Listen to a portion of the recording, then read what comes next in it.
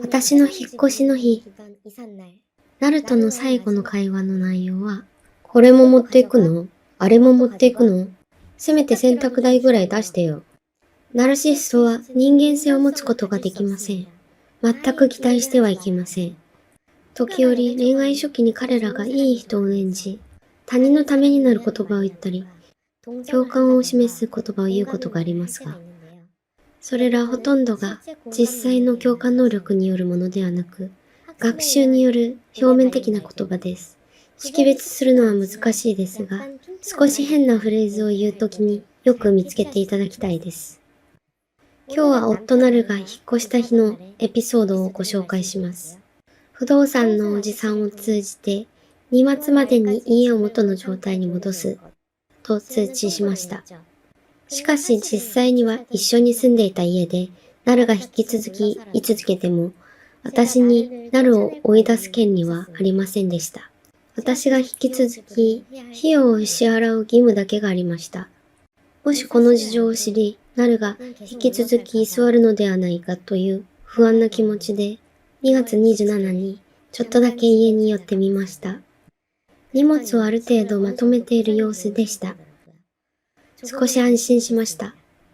そしてドキドキしながら3月1日に家に行くと、ゴミだけが残されており、ナルは自分の荷物を持って新しい場所に移動した後でした。そのゴミの処理はゲストハウスのスナックバーで出会った王さんに頼みました。少し無理なお願いでした。ゴミを全部取り出して家を元の状態に戻し処分するまで。王さんが焼却炉があるオフィスを持っていたため可能な話でした。ゴミの量が多かったので、王さんは車で3回ほどゴミを運ばなければなりませんでした。今までこんなお願いをしたことがなかったので、手間賃をお支払いしたいんです。と言ったら、王さんは、それならタバコ1箱買ってください。え？本当にタバコ1箱でいいんです。キムさんの状況もよく知ってますから。嫌です。そしてそれほど多くはないお金ですが、無理やり王さんのズボンのポケットに入れてあげました。こんなに優しい天使がこの世に存在するのだろうか、と思いました。その日の夕方は王さんのオフィスによって焼却する様を見ていました。特にウェディング写真とアルバムを焼却するときは、私自身の手で火に投げ入れて、本当に終わりだ、と思いました。5年間の地獄のような結婚生活をついに終えたって感じでした。新しい生活のために心をしっかりと決め、法的に他人になるその日までファイト！その後、一人暮らしは幸せそのものでした。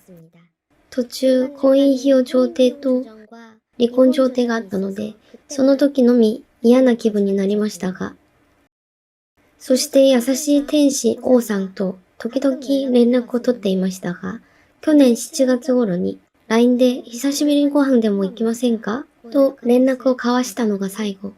音信不通でした。8月の終わりにゲストハウスのおばさんから電話がありました。王さんが亡くなった。まだ50歳という若さの王さんの訃報を聞き、私は大きなショックを受けました。今思うと、王さんは本当に天使だったのではないかと思います。どうかあの世でもう自分を犠牲にせず、安らかに過ごしてください。